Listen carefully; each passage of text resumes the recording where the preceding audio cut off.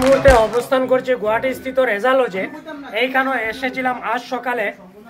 দীর্ঘ সিকিমের গ্যাংটক থেকে যাত্রা শুরু করে এইখানে আজ সকালে এসে উপনীত হয়েছি। আজকে আমার জীবনের প্রথম এত দীর্ঘ পথের যাত্রা। ভ্রমণে বেরিয়ে বেশ আনন্দ তো লাগছিল, কিন্তু কথা হলো এই বেরোনোটা সহজ ছিল না। বাড়ি থেকে অনেক কিছু স্যাক্রিফাইস করে আসতে হয়েছে যদিও তাদের জন্য। এজন্য আমরা একে অপরকে সংবর্ধনা জানানোর জন্য বন্দোবস্ত নিয়েছি। আমিও আমার বন্ধুদেরকে সংবর্ধনা দিতে চাই। যাত্রাপথের 2000 কিলোমিটার সম্পন্ন হওয়ার পর গুয়াহাটিতে এসে পৌঁছেছি। এখন আমাদের বাড়িতে যাওয়ার পালা। আমরা পরস্পরকে সংবর্ধিত করছি। সহযোগী হিসাবে ছিল এই পাহাড়ি রাস্তায় গাড়ি চালানোর ক্ষেত্রে প্রচুর দক্ষতা দেখিয়েছে সবচেয়ে বেশি। তো আমরা সংবর্ধনা আগে জানাবো।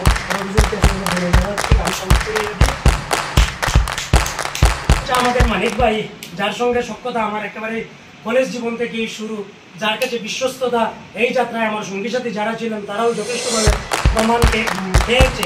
আমরা একটু আমরা সংবর্ধনা জানাচ্ছি। তার সঙ্গে আমাদের প্রথম দেখা, যদিও ইকবালের সম্পর্ক ছিল। এই যাত্রাপথে শাহিনকে পেয়ে এই যাত্রাকে অন্য দ্বিগুণ মাত্রায় আনন্দ আমরা পেয়েছিলাম, কেননা শাহিনকে নিয়ে সব আনন্দের সূত্রপাত হয়েছিল। শাহিনকেও আমরা সংবর্ধনা জানাতে চাই। আমি শাহিনকে গামছা দিয়ে সংবর্ধিত করছি।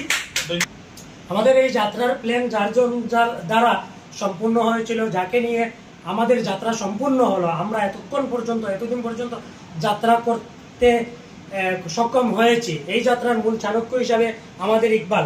আমি সকলের পক্ষ থেকে ইকবালকে সংবর্ধনা জানাতে চাইছি, যে কেননা ইকবাল ছাড়া এই যাত্রাটা কোনো মতোই সম্ভব হচ্ছিল। এই মুহূর্তে আমাদের যাত্রা শেষ হতে যাচ্ছে। এখন আমরা ঘর রওনা হব। আমাদের শুরু থেকে শেষ পর্যন্ত যাত্রাতে সঙ্গী সাথী হিসাবে ছিলেন আমাদের ইউনুস ভাই। উনি মানে লেখালেখির সাথে জড়িত। এই ভ্রমণ যাত্রার একজন মানে সভাপতি বা মুরব্বী হিসাবে আমাদের ইউনুস ভাই ছিলেন। উনার সম্পূর্ণ সহযোগিতায়, উনার পারমিশন নিয়ে আমরা আমাদের শুরু থেকে শেষ পর্যন্ত যাত্রা সফলভাবে সম্পন্ন হয়েছে।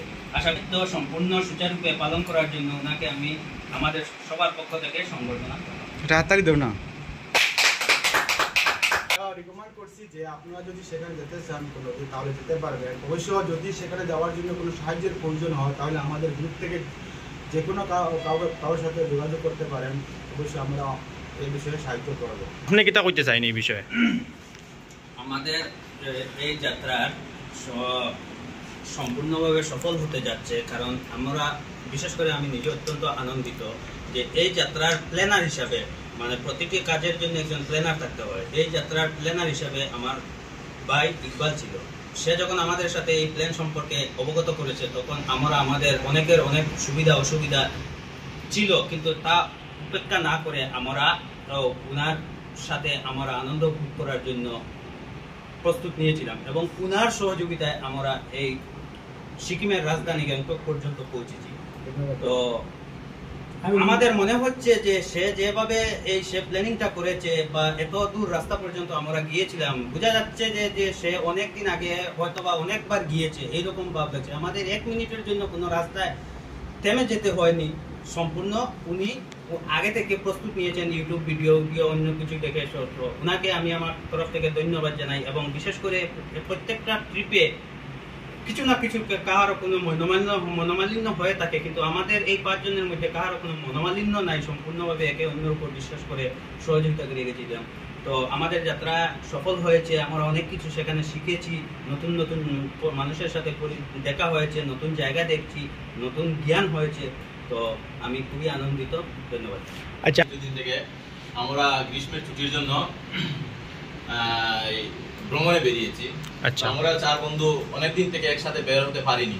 তো এখন অবসর হওয়ার কারণে বের হতে পেরেছি এবং সবারই এই ভ্রমণে নিজ নিজ দায়িত্ব ছিল। সবাই সুন্দর এবং সুষ্ঠু নিজ নিজ দায়িত্ব পালন করে গেছেন। এর জন্য আমি সবাইকে ধন্যবাদ জ্ঞাপন করছি।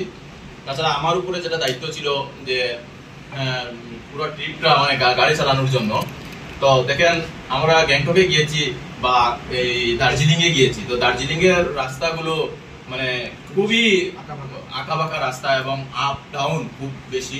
তো আমি রেকমেন্ড করব যদি আপনারা দার্জিলিংয়ে আসেন বা গ্যাংটকে আসেন ভ্রমণ করতে, তো আপনারা একজন দক্ষ ড্রাইভার নিয়ে আসবেন যদি পার্সোনাল গাড়ি নিয়ে আসেন। আর সবাইকে ধন্যবাদ জ্ঞাপন করে আমি এখানে শেষ করছি। এই ছিল আমার বন্ধু মানিক। আমি পার্সোনালি বা আমরা সব টিমের পক্ষ থেকেই তাকে সংবর্ধনা জানিয়েছি, সবাইকে জানিয়েছি।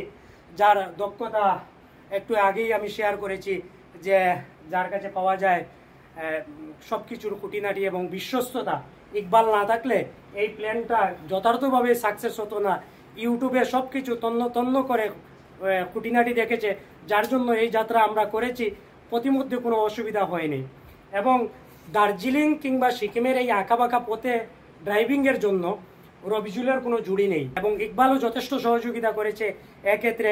সিকিমের আপনারা যারা জানেন, সিকিমের ট্রাফিক আইন খুবই কড়া, সেখানে ট্রাফিক রুল সর্বোপরি মেনে চলতে হয়।